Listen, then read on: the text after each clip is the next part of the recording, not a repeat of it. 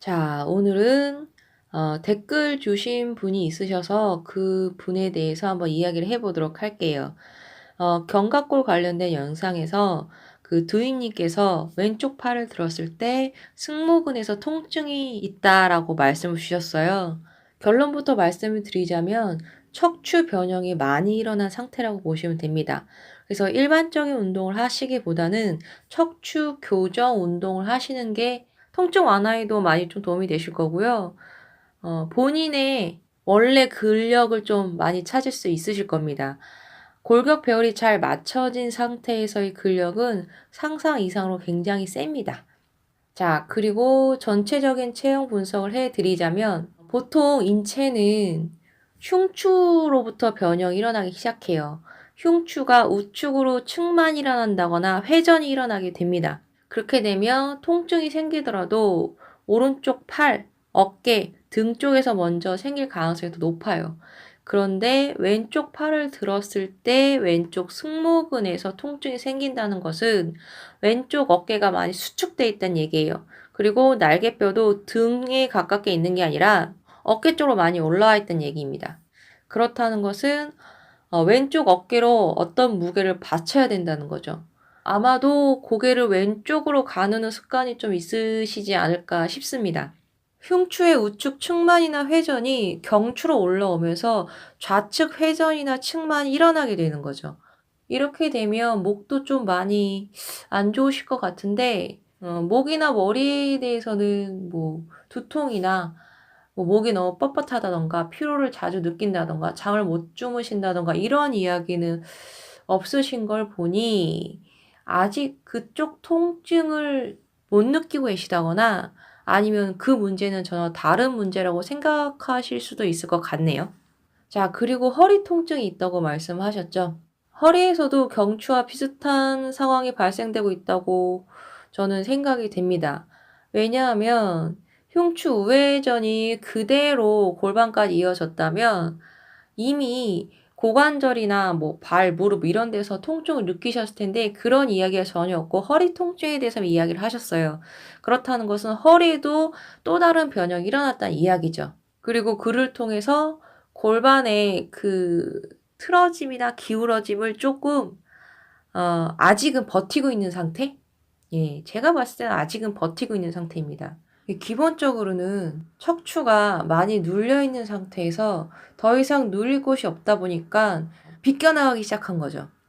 그런데 댓글 주신 내용을 보시면은 정확한 시점이 있어요. 본인이 몸에 문제가 생기기 시작했다라고 말씀을 하시고 계세요.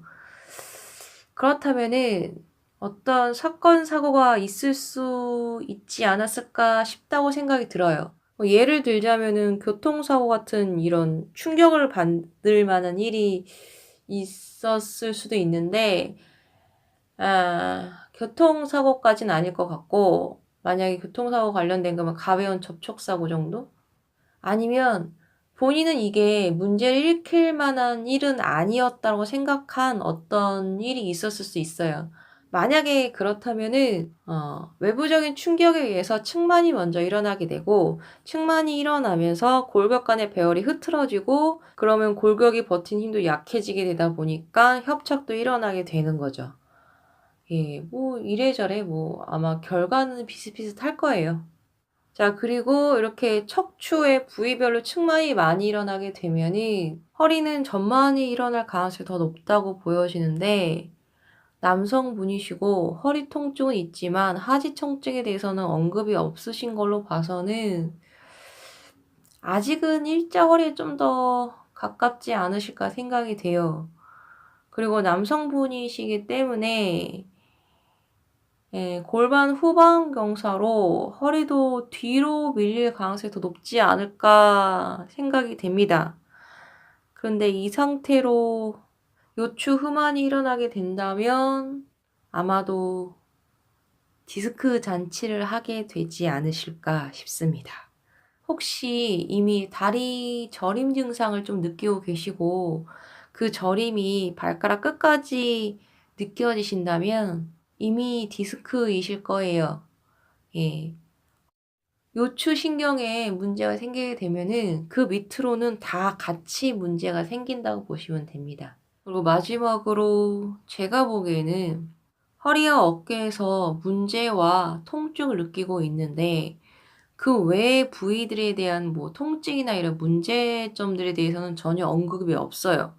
그런데 몸이 많이 안 좋아지고 있다는 걸 느낀다는 건 무기력하다는 이야기거든요. 근데 뭐 척추가 이렇게까지 많이 틀어져 있으면은 등이 굽은 것도 굽은 거지만 갈비뼈 배열이 고를 리가 없어요. 그렇다는 것은 흉골의 상태도 별로 좋지 않다는 이야기입니다. 흉골은 우리 가슴 골 사이라고 생각하시면 되세요. 근데 그 안에는 폐와 심장이 있단 말이에요. 숨도 잘 안 쉬어지고 숨이 잘 안 쉬어지면은 심장으로 가는 산소의 양도 적어질 것이고 그러면은 심장이 뿜어내는 피에 충분한 산소와 뭐 영양분들이 들어있기는 어렵겠죠.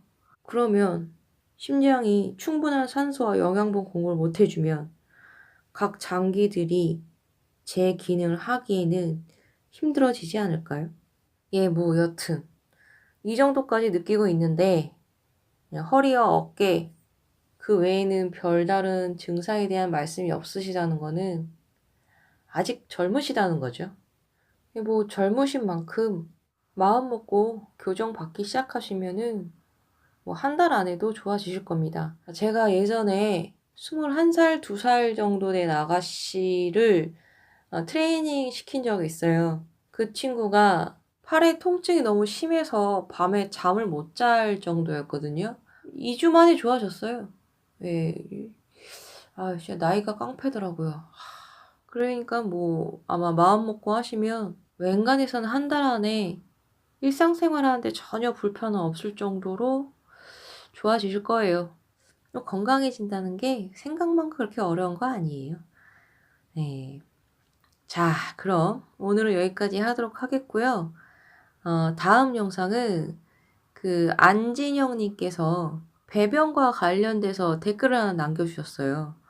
근데 제가 이게 꼭 한 번은 좀 이야기 해보고 싶다 하고 생각하고 있던 부분이었거든요.